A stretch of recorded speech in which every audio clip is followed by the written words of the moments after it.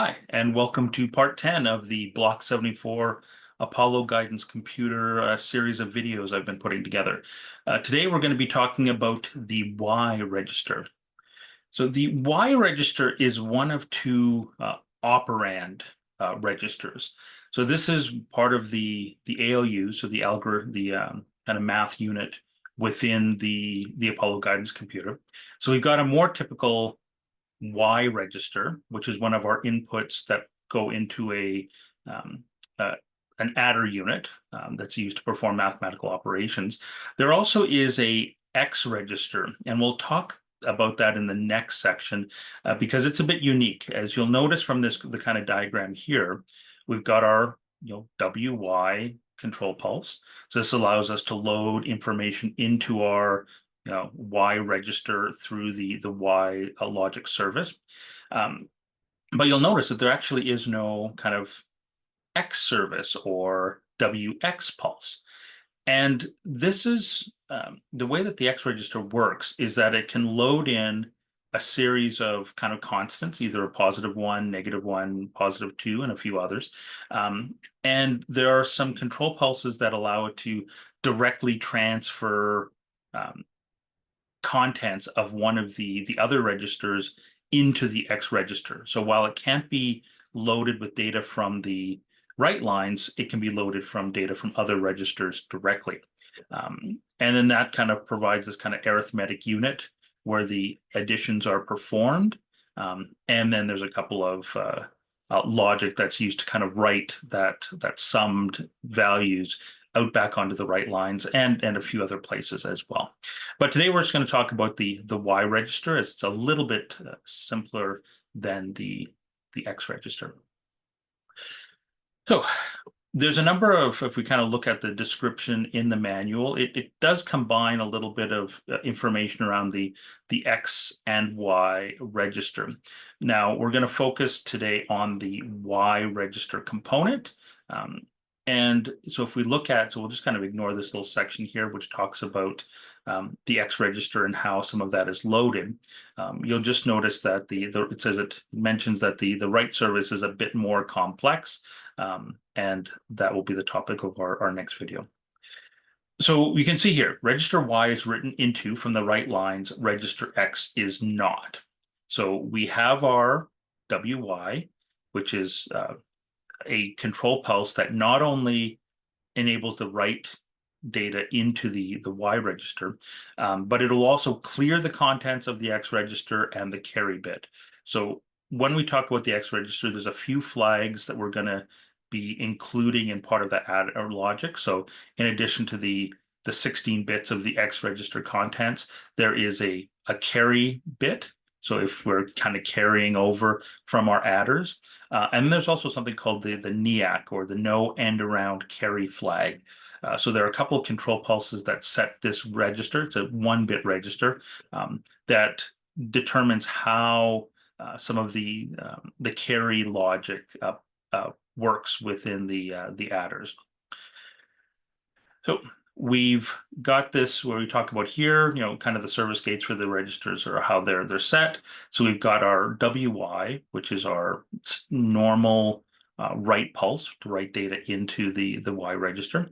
We also have this WY12 control pulse, which, as with WY, clears the X register, sets the carry bit, or clears the carry bit, and then it basically enables the contents to be written into the Y register, but only the lower 12 bits.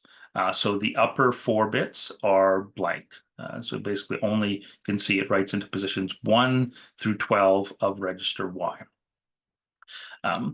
We also have a WYD, which is also clears the X register and carry bit, but enables the writing of contents into the Y register a little bit differently in order to support division. So we saw this when we looked at the A register and the L register, how they do certain times they do shifting to support some of the multiplier or multiplication operations.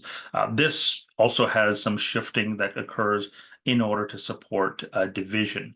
So we can see a little table here that under the WYD control pulse writes the contents into a slightly different order. So you can see bit 1 is actually the contents of write line 16. Bit 2 is write line 1, 2, 3, 4. So basically everything is kind of shifted over. You'll notice that there is no write line 15 here. And that's for the most part, the basically bit 15 is the parity bit. So it's used in memory in order to ensure that we've got accurate information coming back from memory and being written into memory, and we don't have memory errors. And then in a few other places, it's also used as kind of an overflow bit for mathematical operations. Now, just to make things a little bit more interesting is that in addition to this kind of shift that occurs on the WYD instruction, there's a little bit of additional logic. So we can say, you can see here, the write in to bit position 1 by the WYD pulse is inhibited by several functions. So we've got, it's inhibited during a multiply instruction if bit 15 of register L contains a 1. We also have a multiply end around carry is inhibited. So that's the NIAC flag that we talked about. And then there's also lastly, during counter instructions, SH, I, and C, which is basically the shift increment, right into position 1 is inhibited. So in order to, I mean, there's a lot of kind of logic here as to, well, when do we write in, when do we not write in? If we look at the control pulses, it provides a little bit more instruction as well as to kind of, what some of the logic is as to when we write data in. So we have here under WYD, and this is the control pulse description, we clear registers X and Y and the carry flip-flop CI, and we write the contents of write registers 16 and 14 into positions 1 through 16 and 15 through 2. So that's basically this little logic here where we have this little table. Now, we basically write the contents of write line 16 into position 1 of register Y, except if we're in a Shink sequence, or unless bit position 15 of register L contains 1 at piffle. So piffle is another control pulse that's generated primarily for during division instructions, or if the end around carry is inhibited by control pulse neocon. So neocon, you can see here, is this flag, this NIAC register, is set by NIAC on, which sets the register, and NIAC off, which resets the register. So these control pulses are generated by various division instructions or other arithmetic instructions to kind of set this particular flag. And this flag will actually be part of when we design the X register, will be one of the flags that we include in that, because we'll also be including our adders as part of the X register. Now, one thing that you'll notice as we get down into some of the read pulses is that there is no RY. So there is no control pulse that reads the contents of the Y register out onto the bus. Instead, we have RU and RUS. Now, RU and RUS are basically the read control pulses for the summer, right? SUM, so the capital U, and that's the outputs of the adder. So as we get into the X register, where we'll actually implement the adder logic as well, these are where the control pulses will be to actually push that data back out onto the write line bus. There's also this RUS, which has a, basically just does something different with the bit 15. So this is, again, the parity / overflow bit. And there are no RX or RY control pulses. So basically you write your data into the Y register, and then through other control pulses, you can load data into the X register, and then we'll use the adders to actually generate the sum of the X and the Y registers. So we'll flip over to the schematic of the RY register. And we'll kind of go through it just kind of one section at a time. So again, we have our write time, our write pulse, and our reset pulse, and we buffer those so we don't have to worry about kind of the fan out issues. And then we have our write pulses, so the WY, WY12, and WYD. The logic for these is actually quite simple compared to some of the other registers. So we simply invert because we've got negative logic. We put them into this 3-input NOR gate, and then that provides our enable logic onto our 4-bit registers in order to basically load data into the register.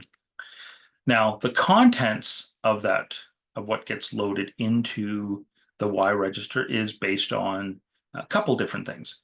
So one is under our standard WY control pulse. You can see that this will be by default 0. So we have a couple of quad 2-to-1 selectors. And so if this is set to 0, so we're actually have a WY control pulse or a WY12 control pulse, we will load in 1, 2, 3. So basically just whatever's on the right lines will go directly into the Y register. If we go down a little bit further, you can see we've got these 4 AND gates that are tied to our basically position 12, 13, 14, or sorry, yeah, 12, 13, 14, 13, 14, 15, and 16 of our Y register. And these AND gates basically are connected to our WY12 signal. So basically, if this control pulse goes low, we will basically zero out. So basically, these will all be the AND gates. So this will be a 0. So none of this data will flow through, and we'll basically zero out those 4 high bits, which is what the WY12 control pulse is designed to do. If it's just a WY, we'll load them in as normal, so they'll just kind of flow through. And then in the case of the YW or WYD control pulse, we will actually select. This will actually, because we invert it, so this will become a 1. So we will now select kind of input 2. So we'll, for the most part, we'll shift. So in bit position 2, we'll load WL1, WL2, WL3, and so forth. So we'll kind of do that shift.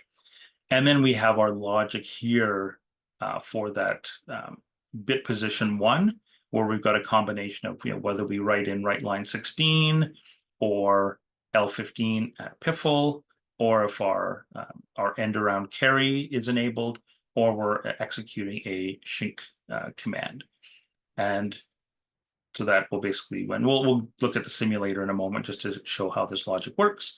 And those, of course, all flow into our registers. Now, you'll notice here that we don't have our transceivers, right? So most of our registers so far, we've got an octal transceiver, which sits, we've got 2 of them that'll normally sit on the outputs of our wire or our register. And that's to control how do we push data back out onto the bus. Now, again, in this case, we don't directly write the contents of the Y register back out onto the bus. We'll write the contents of the adders out onto the bus, which will be on our X register boards. So flipping over to the circuit simulator, we can see a couple of the key components of our service logic implemented. The first is just our write. So now if we write here, we can see that I've got, if the WY control pulse goes low, we'll go low also on our write enable on the register chips. Same for WD. For W12, we've got, again, the same thing, but you can see with the AND logic, in this case, if this is asserted, we're zeroing out the contents of the bits 13 through 16 in the Y register. Otherwise, we'll just pass through whatever on our write lines. And then we have here our sort of contents of our write line 0. So if we have a scenario of, we're not in piffle because again, low negative logic. We're not in chink. And our NEAX, or kind of our end around flag, is set to 0. We'll just pass through our right line 16 logic directly. And then if there's any of these scenarios that occur, for example, if NEAX is 1, we won't pass it through. If we're executing a sheet command, we won't pass that through. And then if we have piffle, then we will basically, and L is 1, then we will blank out. We will not pass through the right line 16. So that's the control logic that we need to implement there for the Y register. Going back, if we look at kind of the bill of materials for the Y register, again, these videos are starting to get a little bit ahead of my physically building the hardware, so I haven't yet built my Y register. That's on the docket for this week, but it will take 4 4-bit D-type registers, 4 dual selectors for the input, and then we've got a this should be a quad 2-input NAND gate. And then actually I removed that to kind of simplify the logic so we don't have this one extra chip here. We've got 1 hex inverter. We've got 2 74LS08 quad 2-input AND gates. And then we've got our 1 74LS27 tri 3-input NOR gate, and then our buffer. And then of course our LEDs, resistors for the bus resistors. So basically our current control resistors for LEDs, some ceramic capacitors for decoupling, and then our connector. That's it for today's episode on the Y register.